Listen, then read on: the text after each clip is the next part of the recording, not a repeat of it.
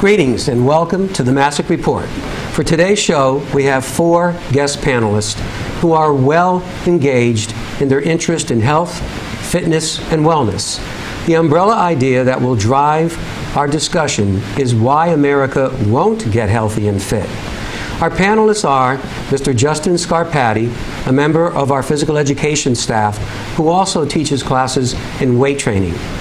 Mrs. Laura Massey, a member of our English department, faculty who has recently run a fundraising marathon.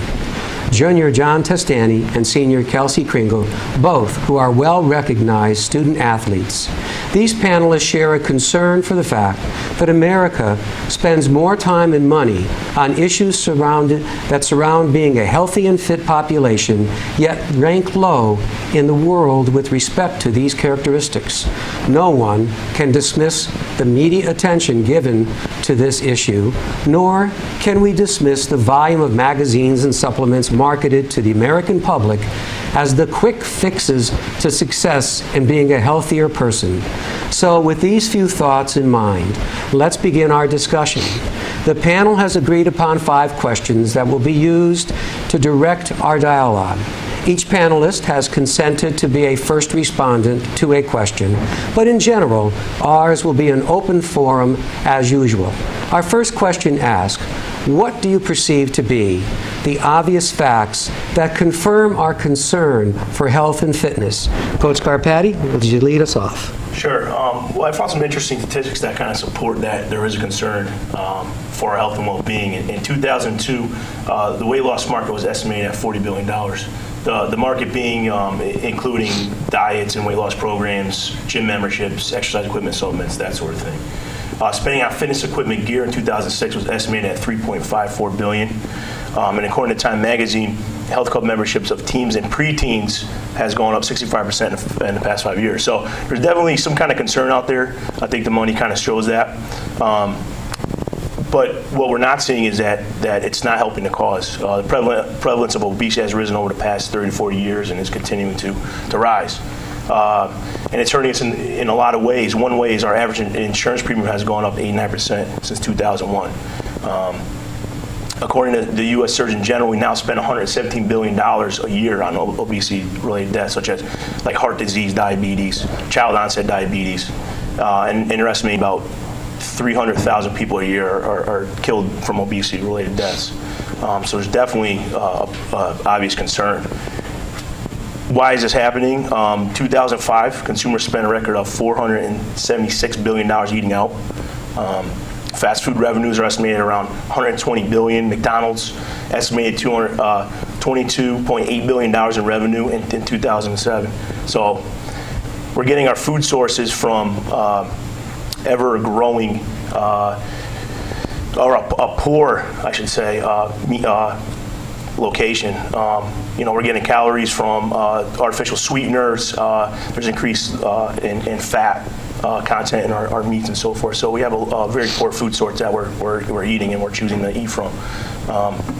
Do you find there's an irony here? Because many of these chemicals, particularly when we make things sweeter or we put all these sugars in, it actually causes our body to crave more of the same? Oh, yeah, without a doubt. What we're finding out is that the government subsidies in corn, and that corn program is basically the surplus has been put into high fructose corn syrup, which is found in just about everything you find out in the supermarkets or grocery store, and that's really coming back to hurt us. In your thinking, after examining the data you've been sharing with us, do you think Americans kind of have a confusion going on where we misconstrue our interest in size as though it's health directed? I mean, young men joining those clubs want to get bigger, young women want to get thinner, and thereby will often choose what might not necessarily be healthful ways of achieving the goal. Yeah, there's definitely a lack of sort of education out there, and there's definitely like this underground sort of belief in things, this hearsay, anecdotal things that people are going by, and it's part of our, I guess, society's look on things, our ideals. that are misconstrued, and yeah, we're headed towards that direction. Do others of you find yourself agreeing with the points shared by Coach Scarpati? And do you have any comment or agreement that you want to share, or a question that you want to put up?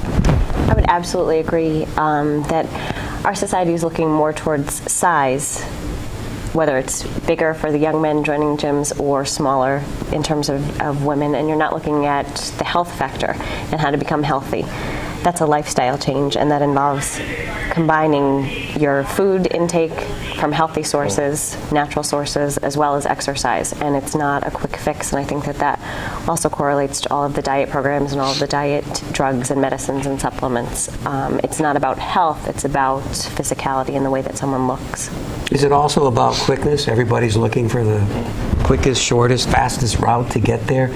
And so we'll compromise ourselves. So we're really a strange culture when you think about it, in terms of purporting we should all be concerned, we should all be interested, we should all act, and yet somehow we can't manage to combat these other variables, like the tantalization of a McDonald's commercial. You know, I mean, I read one piece of data just for point of reference, that we inoculate children very young.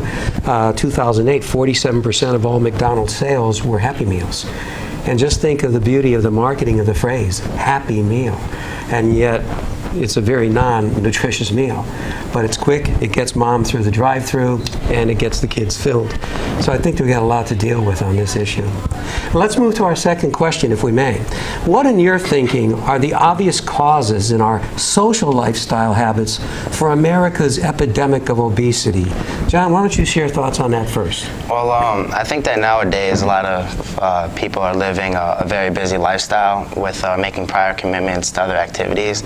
So they're not really getting around to the physical aspect of going to the gym and working out. And instead, we're relying on other technologies like the car and the TV, sitting down in front of the television screen for 2 hours watching, TV every day, and car, which is taking us places, so we're not walking as much, getting the exercise in. And also, a lot of people want results fast, and when they don't get the results fast, because they don't have time to go to the gym, so they try to squeeze it in by, taking diet supplements or something like that, and they just want, the bodies that the celebrities have in magazines, and that's very not like normal to the body that's not normal. So, and also with being very busy, going through the drive-thru, going to restaurants, there's oversized food portions in meals, and we're obtaining more than we should. So I think that all these play an effect on our lifestyle. And many of us are raised by adults to clear the plate, eat it all off.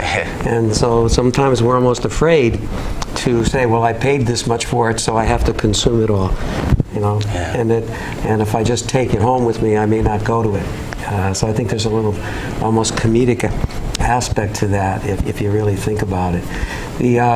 When you look at, you mentioned the automobile, I think about that, and you look at many people, they're spending 3+ hours just commuting, and then 8 hours many times just at a computer terminal all day.